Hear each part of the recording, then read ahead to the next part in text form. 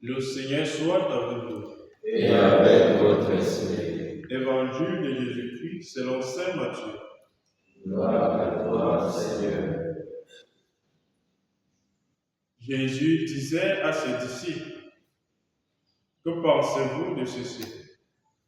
Si un homme possède 100 brebis et que l'une d'entre elles s'égare, ne laissera-t-il pas les 99 autres dans la montagne pour partir à la recherche de la brebis égarée? Et s'il parvient à la retrouver, Amen, je vous le dis, il se réjouit pour elle, pour les 99 qui ne se sont pas égarés. Ainsi, votre Père qui est aux cieux ne veut pas qu'un seul de ces petits soit perdu. Acclamons la parole de Dieu. Louange à toi, Seigneur Jésus.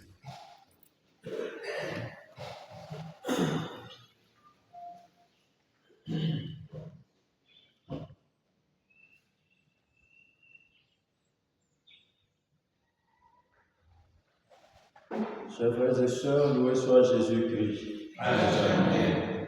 Nous continuons notre marche dans cette préparation à l'accueil pour accueillir le Fils de Dieu, qui ne sera pas une nouvelle ou un nouveau accueil, mais plutôt une nouvelle manière d'accueillir le Fils de Dieu.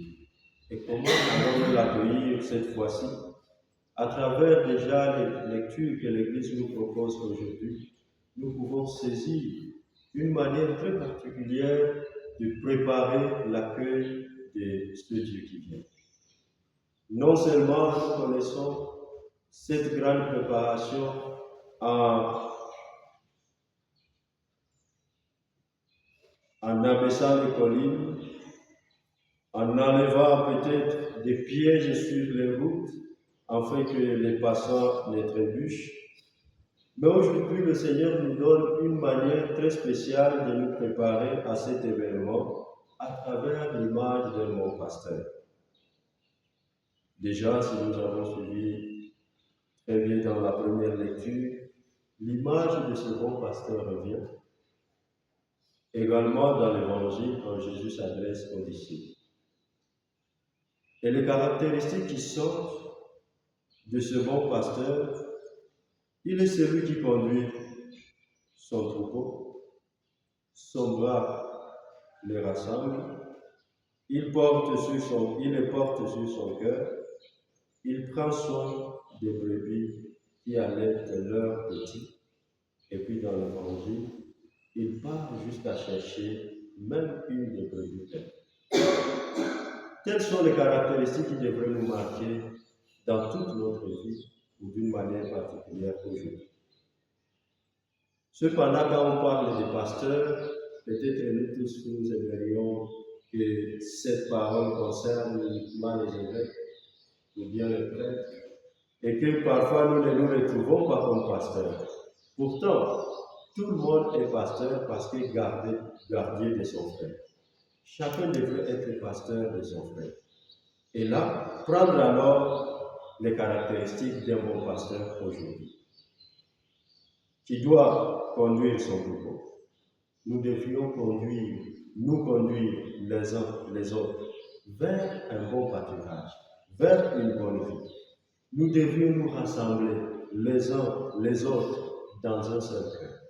Nous devrions nous porter dans le cœur. Nous devrions allaiter les brebis qui allaitent leurs petits. C'est très important cette parole parce qu'elle signale qu'il y a parfois des brebis un peu fragiles ou bien fatiguées et que nous sommes appelés à les porter secours. Et les brebis qui sont loin, nous sommes appelés à aller les chercher. Combien de fois alors dans notre vie, parfois nous nous disons, celui qui ne me salue pas, je ne le salue pas. Celui qui ne me visite pas, je ne lui rends pas visite. En fait, nous ne sommes pas en train d'agir comme un bon pasteur, parce qu'un bon pasteur doit aller jusqu'à la rencontre, à la recherche des autres.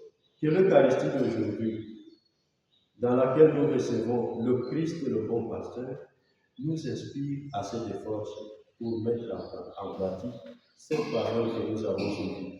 Et qu'au cours de cette journée, nous tous nous puissions nous sentir des bons pasteurs pour nos frères et sœurs. Loué soit Jésus. Amen.